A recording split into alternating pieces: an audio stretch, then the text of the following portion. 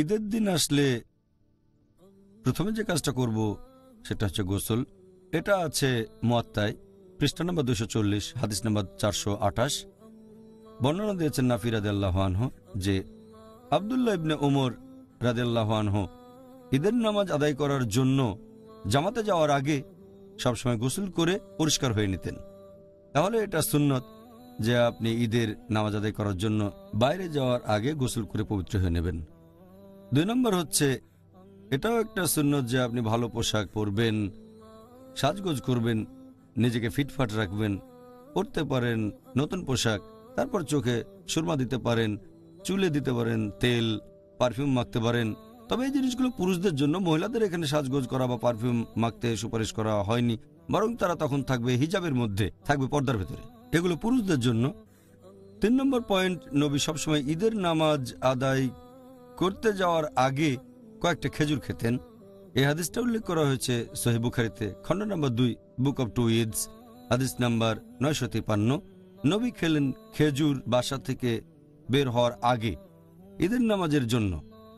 আর 4 নম্বর point, ঈদের নামাজ পড়তে হবে কোনো মুসাল্লাহে, একটা জায়গা হতে পারে বড় একটা মাঠ, শহরের মধ্যে অথবা শহরের সীমার ঠিক বাইরে, যাতে করে সব মানুষ একটা জায়গায় সমবেত হতে পারে।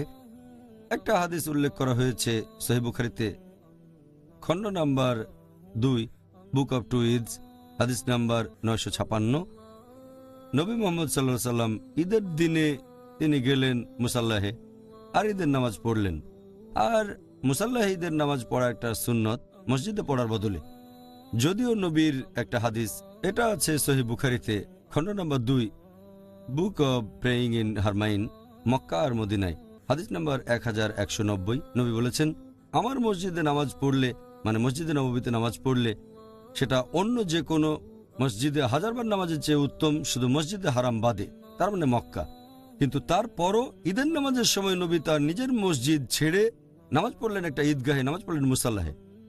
তার মানে বিশেষ করে ঈদের দিন মসজিদে না পড়ে কোনো ঈদগাহে নামাজ পড়া ভালো। মসজিদে নববী হলো ঈদগাহ বা মুসাল্লাহে নামাজ পড়া এতটাই গুরুত্বপূর্ণ। এছাড়া আরেকটা হাদিস আছে সহিহ বুখারীতে খণ্ড নম্বর 2, বুক অব টু ঈদস, হাদিস নাম্বার 986। বলা হয়েছে যে মুহাম্মদ সাল্লাল্লাহু আলাইহি ওয়াসাল্লাম যখন ঈদের নামাজ শেষ করে বাসায় ফিরে আসতেন, তখন তিনি যে পথে নামাজ পড়তে গিয়েছিলেন সেটা বাদ দিয়ে অন্য পথে বাসায় ফিরে আসতেন। তার মানে মুসাল্লাহে যেতেন এক পথে আর ফিরে আসতেন আরেক পথে।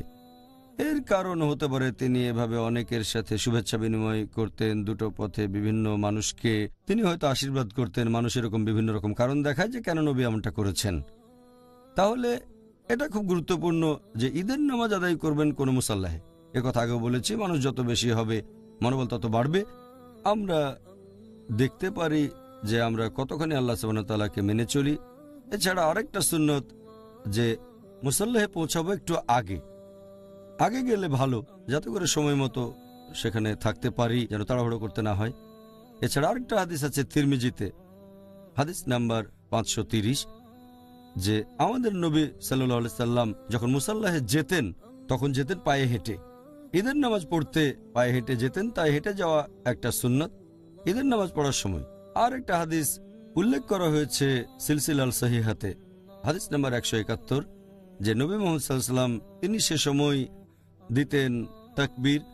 বাসা থেকে বের হওয়ার পরপরই মুসাল্লাহে পৌঁছে তাকবীর দিতেন, নামাজ শেষ হওয়ার পরও তিনি আবার তাকবীর দিতেন। আর সবচেয়ে বিশুদ্ধ তালবিয়া, এটার বর্ণনা দিয়েছেন ইবনে মাসুদ, আছে দার আল কুতনিতে। আর ইবনে শাইবাই তিনি তখন বলতেন, আল্লাহু আকবার, আল্লাহু আকবার, লা ইলাহা ইল্লাল্লাহু, আল্লাহু আকবার, আল্লাহু আকবার, ওয়ালিল্লাহিল হামদ।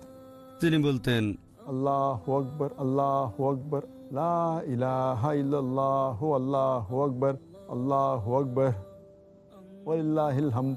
মানে আল্লাহ সর্বশক্তিমান, আল্লাহ সর্বশক্তিমান, আল্লাহ সুবহানাহু ওয়া তাআলা ব্যতীত আর কোথাও কোনো উপাস্য নেই। আল্লাহ সর্বশক্তিমান, আল্লাহ সর্বশক্তিমান, সমস্ত প্রশংসা আল্লাহ সুবহানাহু ওয়া তাআলার। এই হলো তাকবীর। এটা বলতেন যখন বাসা থেকে বের হতেন, তারপর যখন ঈদগাহে পৌঁছাতেন। এরপর নামাজ শেষ হলে আমাদের নবী এভাবে আবারও বলতেন। ঈদের দিনে এরকম বেশ কিছু কাজের কথা সুপারিশ করা হয়েছে।